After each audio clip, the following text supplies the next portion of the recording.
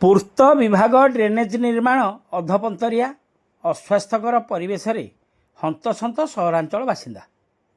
ଖଣ୍ଡପଡ଼ା ସହରାଞ୍ଚଳ 1 number ward ଅଧୀନ ପୂର୍ତ୍ତ ବିଭାଗ ରାସ୍ତାରେ ଡ୍ରେନେଜ ବ୍ୟବସ୍ଥା ଲୋକଙ୍କ ସମସ୍ୟା ବଢ଼ାଉଛି। ପୁରୁଣା ଫରେଷ୍ଟ କ୍ୱାର୍ଟରଠାରୁ ଖଣ୍ଡପଡ଼ାରୁ ଖଳିସାହି ସଂଯୋଗ ରାସ୍ତାର ବାମ ପାର୍ଶ୍ୱରେ ମଧ୍ୟଭାଗରେ ପ୍ରାୟ 200 ମିଟର ଡ୍ରେନ୍ ନିର୍ମାଣ କରି ଛାଡ଼ି ଦେଇଛି ପୂର୍ତ୍ତ ବିଭାଗ। ତେବେ ଅଧପନ୍ତରିଆ ଡ୍ରେନ୍ ନିର୍ମାଣ ଯୋଗୁଁ ଅସ୍ୱାସ୍ଥ୍ୟକର ପରିବେଶରେ ଉକ୍ତ ୱାର୍ଡବାସୀ ହନ୍ତସନ୍ତ ହେଉଛନ୍ତି।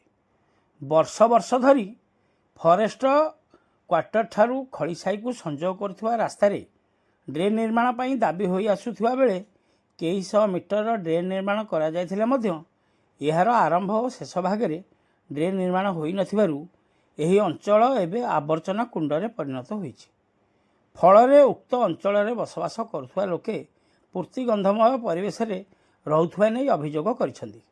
ଖାଲି ସେତିକି ନୁହେଁ, ଉକ୍ତ ଡ୍ରେନ୍ରେ ବିଭିନ୍ନ ସମୟରେ ଅଳିଆ ଆବର୍ଜନା ଓ ବର୍ଷା ଜଳ ପଶୁଥିଲେ ମଧ୍ୟ ନିଷ୍କାସନ ବାଟ ନଥିବାରୁ ନାନା ସମସ୍ୟା ସୃଷ୍ଟି ହେଉଛି। ଏପରିକି ଡ୍ରେନ୍ ନିର୍ମାଣ ହୋଇଥିବାର ଉଭୟ ପାର୍ଶ୍ୱରେ ମଇଳା ପାଣି ଜମା ହୋଇ ମଶା ମାଛି ବଂଶ ବିସ୍ତାର କରୁଥିବା ବେଳେ ଅକଳରେ ରୋଗରେ ପଡ଼ୁଛନ୍ତି ୱାର୍ଡବାସୀ।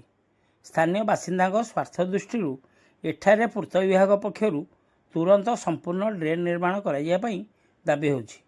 ତେବେ ଦେଖିବାକୁ ବାକି ରହିଲା ଏଠାରେ ସମ୍ପୂର୍ଣ୍ଣ ଡ୍ରେନ୍ ନିର୍ମାଣ କେବେ ହେଉଛି ନା ସ୍ଥାନୀୟ ଲୋକେ ଏହିପରି ସମସ୍ୟାରେ ଘାଣ୍ଟି ହେଉଛନ୍ତି, ତାହା ତ ଆଗାମୀ ସମୟ ହିଁ କହିବ।